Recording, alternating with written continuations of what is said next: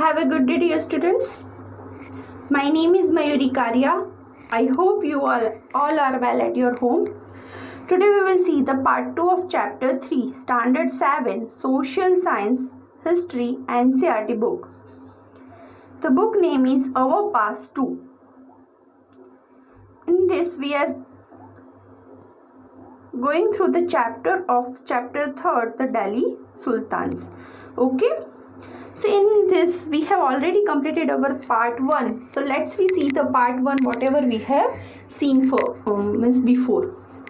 First we have seen the Delhi first become the capital of kingdom under the Tomar Rajputs, who were defeated by Chauhanas, also called the Chahmanas of Ajmer. Okay, so from there Delhi has been become the capital city. The transformation of Delhi into a capital that controlled vast area of the subcontinent started with the foundation of Delhi Sultanate in the beginning of the 13th century. Okay, so from the Delhi Sultanate in the beginning of the 13th century, Delhi has been the center of the country. Okay, next one that we have seen the list of rulers of Delhi. First one, Tomars, they were early 12th century.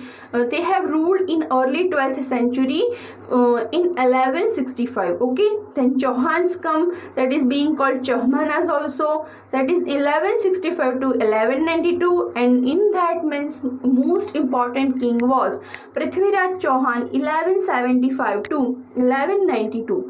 Now then slave dynasty came because Muhammad Ghazni came in India and looted all its riches. Okay, and then he appointed his one slave as a king in the country. So from that slave dynasty started from 1216 to 1290, and after that Khilji dynasty come, that is 1290 to 1320. Then Tughlaq dynasty come, that is 1320 to 1414. Then Sayyid dynasty come, that is 1440 to 1451. Then last one is the Lodi dynasty, that is 1451 to 1526. Okay, so how many dynasties, how many dynasties has been ruled? So Tomars, Chauhanas, slave dynasty, then Khilji, then Tughlaq, then Sayyid, then Lodi this kings from different community has ruled on our Delhi. Okay, then we have seen the finding out about the Delhi Sultans. So inscription, coins and architecture provide a lot of information. So old one coins and inscriptions gives a lot of information about Delhi Sultans. Okay, then we have seen further valuable sources are histories, Tawarikh. Tawarikh means pure. Tarikh means singular and Tawarikh means plural form. Written in Persian, the language of administration under the Delhi Sultans. Third one, the author of Tawarikh were learned men, secretaries, administrators, poet and countries which both recounted event and advised rulers to govern, emphasize the important just rules. So these are the up to there we have completed. Now we will see the further chapter, that is garrison town.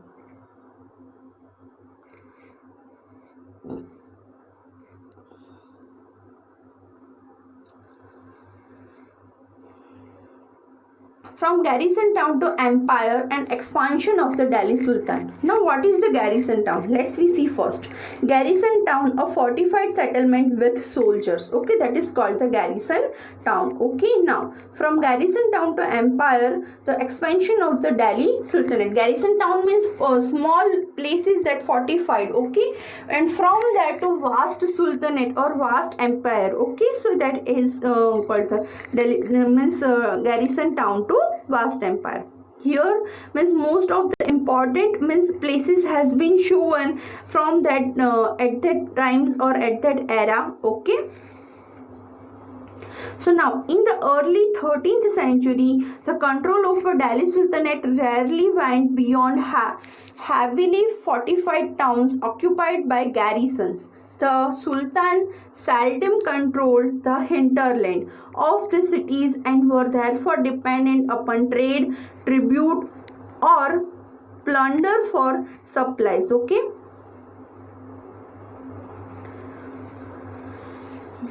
So means hinterland of the citizen were therefore depend upon trade, tribute or plunder of the supplies. Now what is hinterland?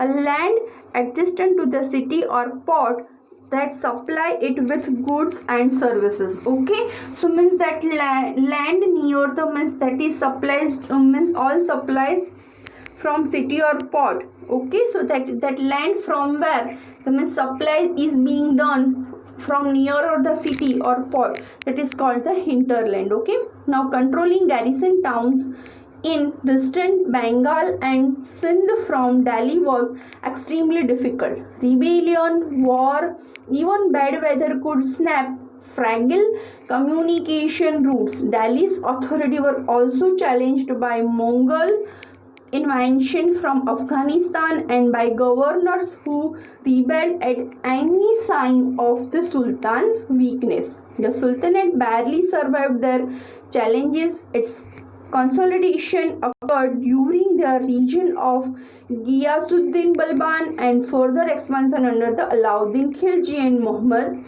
Tughlaq. Okay.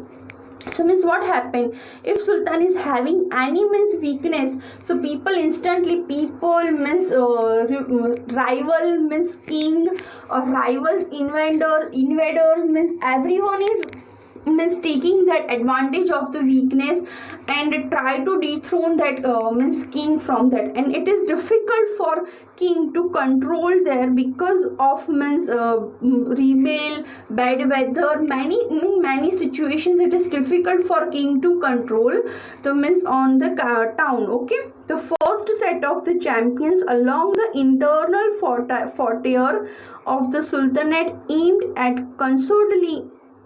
consolidating the hinterlands of the garrison town. During these campaigns, forests were cleared in the Ganga Yamuna, Daob, and hunter-gatherers and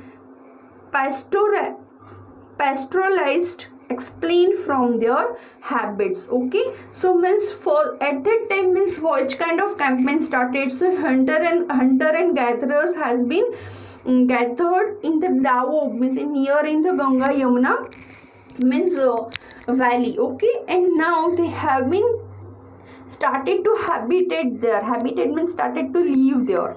First they started means taken that part in their control. These lands were given to peasants and agriculture was encouraged. New fortresses, garrison town and town were established to protect trade routes and to promote regional trade. Okay, so means this trade were given to peasants and agriculturals, and means that lands has been cleared and that has been given to the peasants to do the agriculture. Okay, and they have encouraged to the agriculture activities.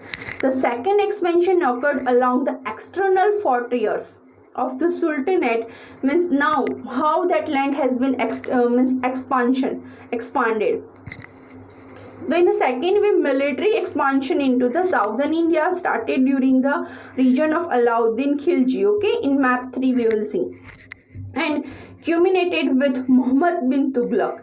In their campaigns, Sultanate armies captured elephants, horses and slaves and carried away precious metals. So means expansion means first expansion in agriculture activity. So means that towns has been used for agriculture activities, for people's habitat. Okay, for hunter and gatherers habitation it has been used. Second one, expansion in this in second one way they have been used that lands and expand that the military means uses means military troops are living there, means whatever the facilities needed military is being given, and especially for military that towns has been means expanded. Okay, or established we can see.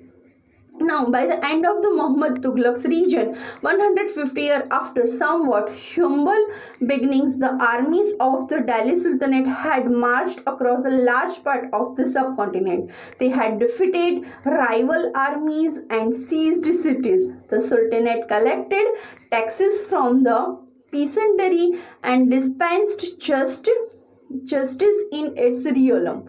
But how complete and effective was its control over such a vast territory? Okay, so here you can see the expansion of the territory. Okay, means in different year, means different expansion the people have been done, that has been shown. Okay, and from north to south they have expanded their territories. Okay, in this map you can, I hope you can see clearly. Here is a Delhi. From Delhi means in a different means direction, in a different way they have been means expand their territory. In map 3, Alauddin Khilji's campaigning into South India. We know very well in Padmavat we have seen Alauddin Khilji's expansion. Okay, he want to invade the whole India. Okay, so here they invade different year, means he has been invaded different means part of the country that has been shown. Now next,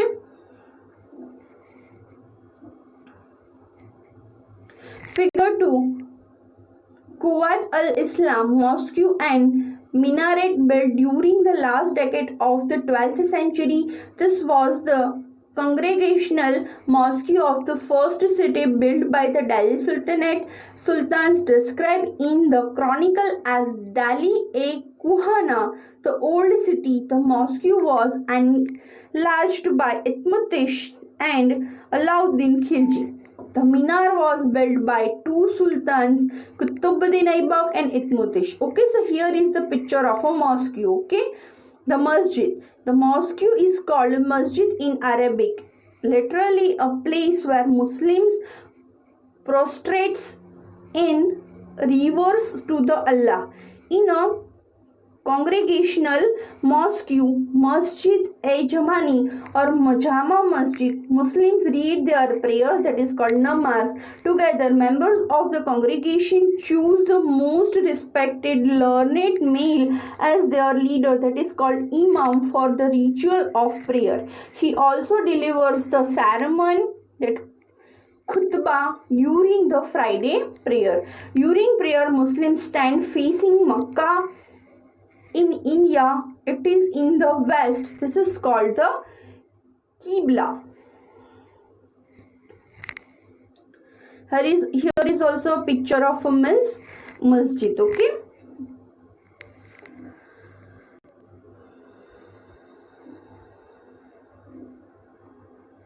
In figure 3 means Banguri Mosque built in the region of the Muhammad Tughlaq was the main mosque of Jahanpanah, the sanctuary of the world. His new capital in Delhi. Okay, so here is the means that mosques means structure, architecture, design. Okay. Now next one, the Delhi Sultans built several mosques in cities all over the subcontinent. This demonstrated their claims to be protectors of Islam and Muslim. Mosques also helped to create the sense of a community of believers. Okay, so means Muslim, or we can say Islam, means Sultans has built many mosques in all over the city. In figure 4 means for this Mok-e-Masjid built in the region of Sikandara Lodi by his minister. Okay. Now this one is figure 5th. This one is also figure of means mosque who shared a belief system and code of conduct. It was necessary to reinforce this idea for a community because Muslims came from a variety of backgrounds. Okay, so here is the architecture design of this mosque. Now figure 5 mosque of Kamali built in the late 1520s. Okay, now compare figure 2, 3, 4 and 5. What similarities and differences do you notice among the mosques? The mosques in figure 3, 4 and 5 show an evolution in architectural and tradition that culminate in Shah Jahan's mosque in Delhi in see figure in 7 in chapter 5. Okay, so here means what is the difference in architecture that you have to notice, okay, and different mosques, okay. Now next,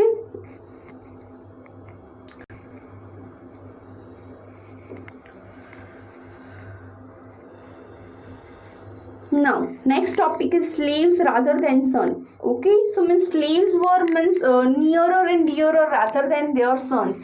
In Delhi Sultanate means for kings, slaves were more important than their sons, and they were means more faithful than their sons. Okay, the sultans were advised a slave whom one has brought up and promoted must be looked after for its needs a whole lifetime, and good luck to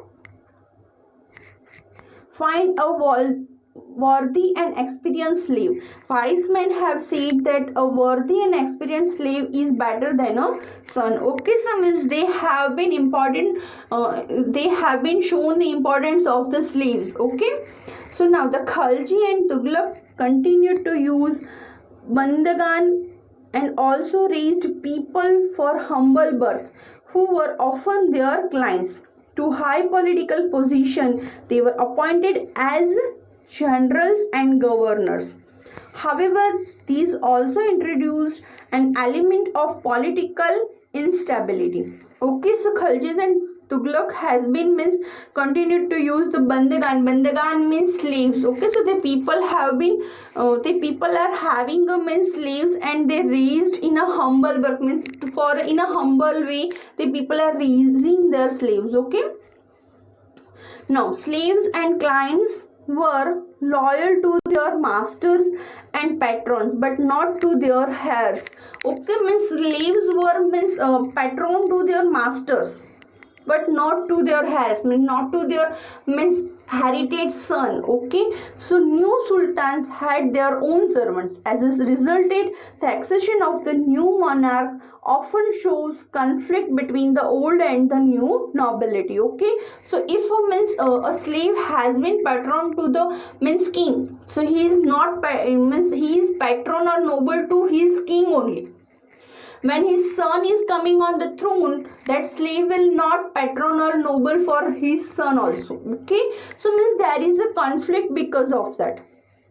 So new monarch often show conflict between the old and the new nobility. The patrons of this humble people by the Delhi Sultan also sought many allies, and the authors of Persian Tawarikh criticized the Delhi Sultan for appointing a law the base-born and high offices. Okay, now officials of Sultan Muhammad Tughlaq.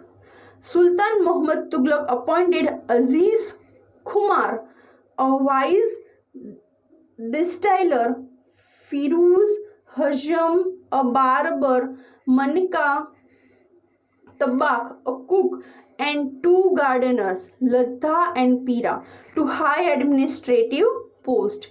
Ziauddin Barani, a mid-14th century chronicler, reported their appointment as a sign of the Sultan's loss of political judgment and his incapability to the rule. Okay, so means here means Sultan has appointed a means barber, means cook, and a gardener on his higher post because they were patron to the Sultan. So here means a chronicler who has written about him, he said that it shows the means loss of political judgment and incapability of the ruler. So people were misjudged the sultans in this way.